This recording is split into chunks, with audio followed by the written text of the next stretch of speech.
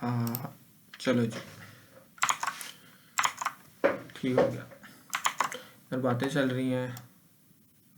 अच्छा, तो ये हमारे पास लाइन थी। हम आइटरेट होते हुए यहाँ पे आए।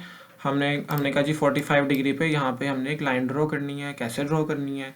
तो हमने कहा जी m इज इक्वल टू, तो एक सेकंड ज़रा बात कर लूँ एक। अच्छा जी, ओके, तो दोबारा हम इधर आ गए, ठीक है। तो आ जाओ। अच्छा, तो बेसिकली हम ये कहते हैं कि हम इस वन के ऊपर ना 45 डिग्रीज़ की लाइन लगाना चाह रहे हैं, ठीक है। तो हमने कहा जी 45 डिग्रीज़ के लिए हमने, चूँकि हमने ये इक्वेशन को सॉल्व करना है, हमने m फाइंड करना है और c फाइंड करना है इस इक्वेशन के लिए। हमने कहा जी m तो है सिंपल tan ऑफ 45 और वो होता है 1, ठीक है। हमने कहा अच्छा जी अब हमने फाइंड करना है c। तो c फाइंड करने के लिए हमने कॉपी पेस्ट, हमने जी इधर x की क्या वैल्यू है 2, y की वैल्यू है हमारे पास 4। तो हमने कर दिया जी 4 इक्वल टू 1.2 प्लस सी, और c आ गया 4 माइनस 2 इक्वल टू 2, ठीक हो गया। तो हमारे पास ये आ गया। अब हमने m और c को उसके अंदर पुट कर दिया। y इक्वल टू m है हमारे पास 1.x प्लस c है जी हमारे पास 2। तो ये अगर इक्वेशन को साफ कर दें थोड़ा सा, तो ये y equal to x plus 2, ठीक हो गया।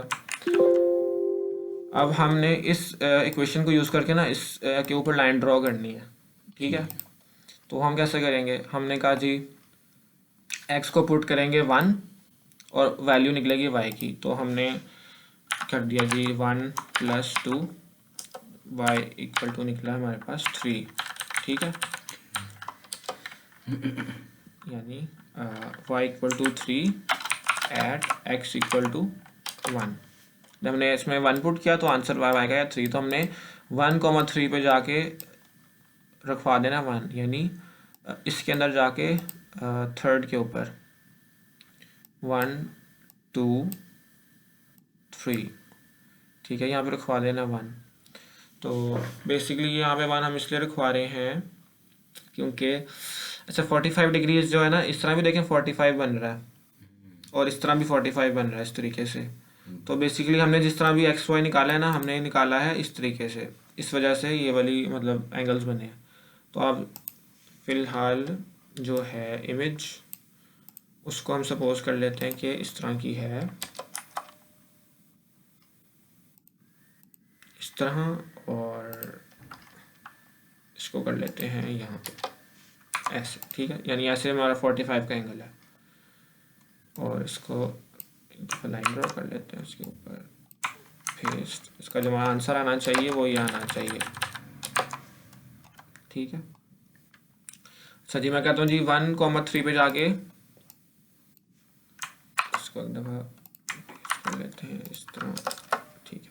तो मैं कहता हूँ जी यार 1,3 पे जाके ना डॉट लगा दो एक। तो मैं गया 1 के ऊपर 1 2 3, इधर जाके मैंने कर दिया जी 1, ठीक हो गया। अच्छा जी, अब मैंने x को उधर लिख देते हैं जी, ठीक है। मैंने कहा जी अब x को आपने पुट करना है 2, x को 2 पुट करेंगे ना इसके अंदर, ठीक है। तो आंसर क्या निकलेगा हमारे पास? आंसर निकलेगा 4, ठीक है। तो हमने कहा जी 2 को हम 4 पे लगा दो 1, हम जी गए ये सेकंड रो में 4th पे गए, हमने लगा दिया 1। अच्छा, हमने कहा जी x को 3 पुट कर दो, y आ गया हमारे पास 5। हमने कहा जी 3,5 पे लगा दो 1, ये थर्ड में गए, 5th पे गए, लगा दिया 1। हमने कहा जी इस तरह 4th पे लगा दो CV,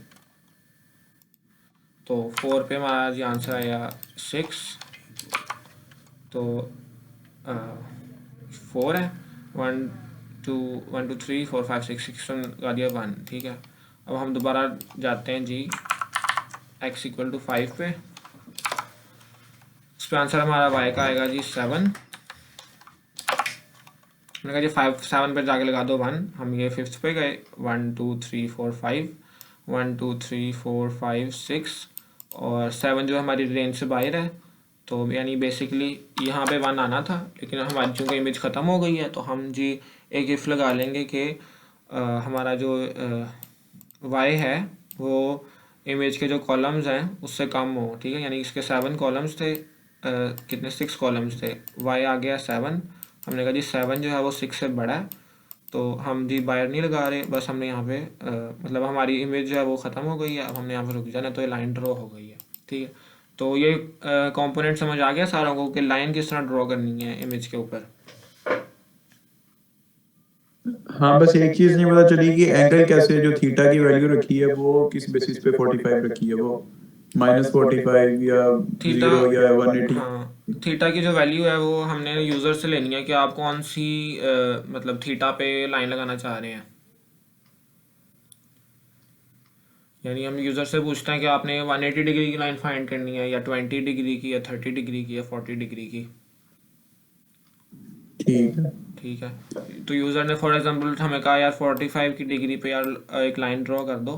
हमने कहा ठीक है यार कर देते हैं, हमने ड्रॉ कर दी इस तरह। ठीक तो है, फिर उसमें तो मल्टीपल पॉइंट्स भी हो सकते हैं शुरू में एक इमेज के, तो हाँ वो सारे मतलब पॉइंट्स आपस में match करेंगे बिल्कुल, फिर। यानी फॉर एग्जांपल यहाँ पे एक पॉइंट ये था, तो आप कह रहे हो कि यहाँ पे ये इसको भी इस तरह बना देगा, है ना। बना देगा, ये वही पूछ रहा हूँ कि बना हाँ देगा कि बिल्कुल नहीं बनाएगा। बिल्कुल बना देगा ये। तो लेकिन एक्स की वैल्यू तो सिर्फ एक दफा ही आती है, दूसरी दफा में तो वो आइटरेट होकर नेक्स्ट वैल्यू नहीं उसमें मतलब वो एक्स फिर हम रो में चला, वो वो तो सिर्फ एक दफा में एक वैल्यूज बदल रहा है जो भी हाँ एल्गोरिथम बनाया हुआ फिलहाल तो हमने मतलब सिर्फ इसकी क्वेश्चन निकाली थी ना एक पॉइंट पे। तो वो जो एक ही क्वेश्चन है ना वो तो सिर्फ यही ड्रॉ करेगी। जो इस पे जब आएंगे ना ट्रैवर्स करते हुए, जब इससे क्वेश्चन बनाएंगे तो फिर वो ये वाली लाइन ड्रॉ करेगी। है। अच्छा ठीक है।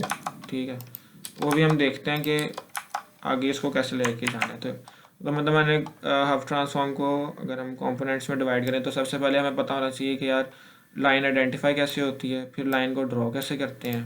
ठीक है, अच्छा, लाइन को ड्रॉ करने का एक और भी तरीका है, और वो ये है, मसलन ये हमारे पास इमेज है, हमने इसके ऊपर 45 पे लाइन ड्रॉ करनी है। 45 हमें यूज़र ने दिया कि 45 पे लाइन ड्रॉ कर दो। ठीक है, तो हमारे पास ये क्वेश्चन थी ना, y equal to m x plus c. हम इसके अंदर x की वैल्यूज़ डालते जाते हैं और y की निकल आती हैं। यानी हम पहले इस कॉलम में जाते हैं, हम कहते हैं यार इस कॉलम में ना y की वैल्यू बताओ। वो फॉर एग्जाम्पल हमें कहता है यार ये है इधर y की वैल्यू। हम कहते हैं दूसरे कॉलम में, यानी x इक्वल टू 2, हम कहते हैं यार इसके अंदर मुझे बताओ y किधर आएगा। वो कहता है इधर आएगा। हमने कहा ठीक हो गया। हम अगले में गए, हमने पूछा जी इस y x इक्वल टू 3 के लिए y की वैल्यू बताओ। क्या यार जी y की वैल्यू है ये। इसी तरह हमने इधर भी किया, इधर भी किया। एक और तरीका है कि मैं बजाय के इसको देखूं और फिर पूछूं यार y किधर आएगा, मैं x भी तो कर सकता हूं। मैं x में जाऊं, ओके, एक मिनट, इसको हम करते हैं जी।